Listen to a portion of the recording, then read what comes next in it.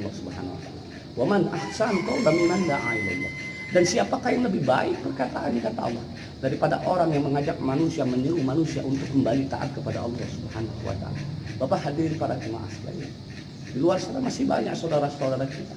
Mereka mengetahui bahwa salat ini adalah salah satu kewajiban yang terpenting dalam Islam. Tapi bagaimana? Nah, mereka masih bisa meninggalkan kewajiban di dalam Islam. Nah, ini kerja kita untuk mengingatkan mereka. Karena manusia ini makhluk interrelasi. Ya, man lam yatahma bi amril muslimina falaysa min. Barang siapa yang tidak peduli dengan keadaan kaum muslimin, ya keadaan dalam arti bukan kesusahan dalam urusan dunia saja, bukan.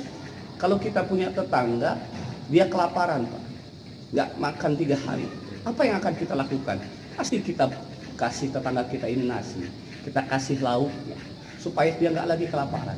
Tapi pernahkah kita berpikir ketika kita punya tetangga bukan cuma 3 hari, 3 tahun dia meninggalkan sholat kepada Allah Subhanahu wa taala. Pernah kita berpikir bagaimana supaya dia mau sholat sama Allah Subhanahu wa taala? Padahal kesusahan yang dia rasakan di dunia ini tidak ada bandingannya dibandingkan kesusahan yang dia akan dapatkan di akhirat manakala dia meninggalkan sholat kepada Allah Subhanahu wa taala. Nggak makan 3 hari orang ribuan. Kasihan karunya, nggak besi maut, 3 tahun ke sholat hari-hari. Taala. Padahal nanti mereka ini di akhirat Allah Subhanahu wa taala akan pertanyakan, kenapa kamu tinggalkan perintah Allah? Padahal kamu punya tetangga soleh, tiap waktu datang ke masjid, tiap waktu sholat. Kenapa kamu nggak mau sholat? Orang tetangga saya aja nggak pernah ngingetin saya, Pak. Ya Allah, dia nggak pernah ngajak saya, nggak pernah sekalipun dia mengingatkan saya. Pak SWT, Allah Subhanahu wa taala hanya ingin melihat usaha kita saja. Sejauh mana kita mau berusaha mengingatkan saudara muslim kita. Hasilnya kembalikan kepada Allah. Yang terpenting bagaimana kita menggugurkan kewajiban kita, tanggung jawab kita nanti di hadapan Allah.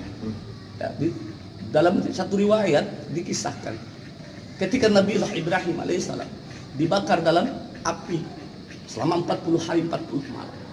Ini ada 2 binatang. Yang satu burung, yang satu cecak. Dalam riwayat dijelaskan Allah berikan kemampuan dengan izin Allah 2 binatang ini berbicara. Ciburu dia membawa air di paruhnya.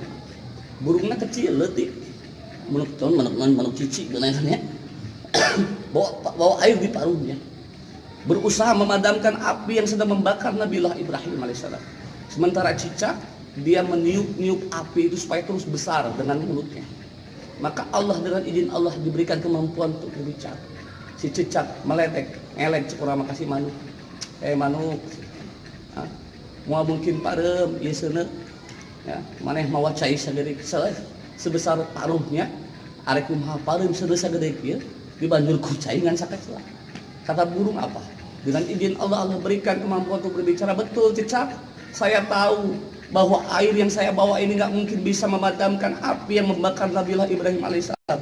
Tapi paling tidak nanti di hadapan Allah saya punya hujah, saya punya alasan bahwa saya punya usaha, punya niat untuk menolong Nabiullah Ibrahim alaihissalam.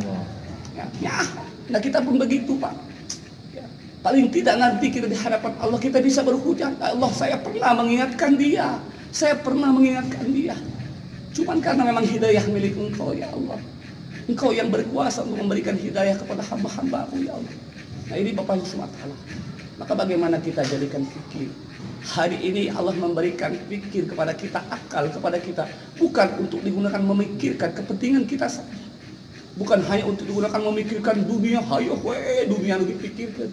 Ya. Tapi Allah memberikan fikir kepada kita, akal kepada kita. Untuk apa? Untuk kita gunakan bagaimana kita mau memikirkan saudara-saudara kita.